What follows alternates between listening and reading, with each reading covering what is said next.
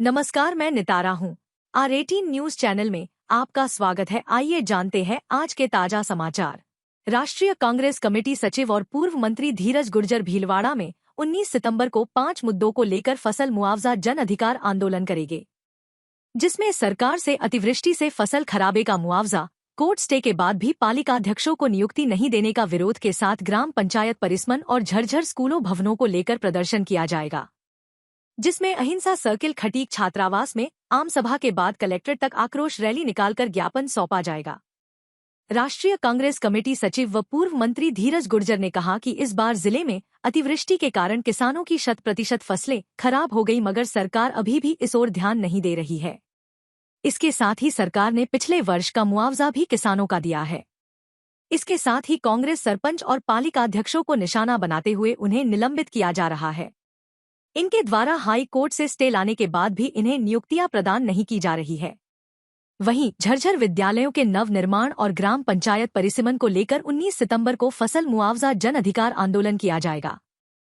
पूरे जिले के अंदर अतिवृष्टि के कारण 100% फसलें किसानों की, काश्तकारों की खराब हो गई और आज की तारीख में काश्तकार अपने बीज का पैसा भी नहीं निकाल पा रहा है। ऐसी स्थिति के अंदर इस बार की भी गिरदावरी होकर सरकार ने किसानों को मुआवजा देने की घोषणा नहीं करी। और तो और पिछले वर्ष की खरीफ का जो मुआवजा है पिछले वर्ष का, वो भी अब तक 1 साल हो गया, लेकिन काश्तकारों के खाते के अंदर नहीं आया। भीलवाड़ा जिले का किसान त्राही त्राही कर रहा है। जो दूसरा बड़ा मुद्दा है हमारे पास कि जो हमारे कांग्रेस से जुड़े हुए सरपंच हैं, जिसमें जाजपुर कोटड़ी विधानसभा के, मांडलगढ़ विधानसभा के, शाहपुरा विधानसभा के, मांडल विधानसभा के और आसीन विधानसभा के अंदर सिर्फ 19 सरपंचों को निलंबित किया गया जो कांग्रेस पार्टी से जुड़े हुए हैं, संबंधित है, पदाधिकारी हैं। और उन सब ने हाई कोर्ट के अंदर याचिका लगाई कि हमको सरकार ने द्वेषतापूर्वक तरीके से विधि विरुद्ध निलंबित किया है। उन सबको स्टे मिल गया, लेकिन स्टे मिलने के बाद में आपने देखा होगा ममता जाट, हमारी जो पंडेर की सरपंच है, उसके पति तो टावर के ऊपर भी चढ़ गए थे और सरकार ने 6 दिन का टाइम दिया, 7 दिन का टाइम दिया, लेकिन उनको अब तक ज्वाइनिंग नहीं कराई। ना करेड़ा के राधेश्याम टाक को ज्वाइनिंग कराई, ना फूलिया वाले को ज्वाइनिंग कराई, ना मालगढ़ वाले मनसा के दलित सरपंच को ज्वाइनिंग कराई। तो इस तरह से सरकार के अंदर राजनीतिक दबाव के चलते न्यायालय की, हाईकोर्ट के न्यायालय की अवमानना भीलवाड़ा जिले के अधिकारी कर रहे हैं, ये उचित नहीं है।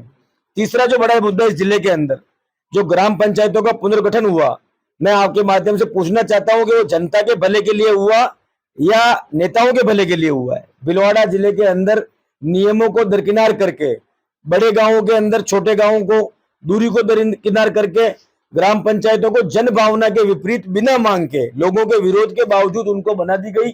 लोगों ने अपनी आपत्तियां लगाई, उन आपत्तियों को बिना सुने एक तरफा निस्तारण कर दिया।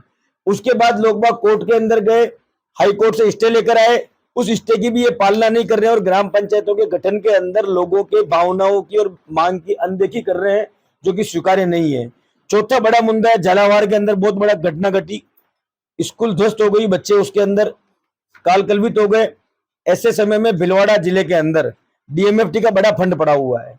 कलेक्टर ने सर्वे करवा लिया, लेकिन डीएमएफटी को दूसरे कामों में खर्च कर रहे हैं, जबकि सबसे पहले हमारी मांग है कि भीलवाड़ा जिले में बच्चों की जान की सुरक्षा को देखते हुए सबसे पहले जितनी भी जर्जर भवन है उनको ध्वस्त किया जाए और उनके अंदर नवीन कमरे, नवीन कक्षा कक्ष और बालिकाओं के शौचालय का निर्माण किया जाए।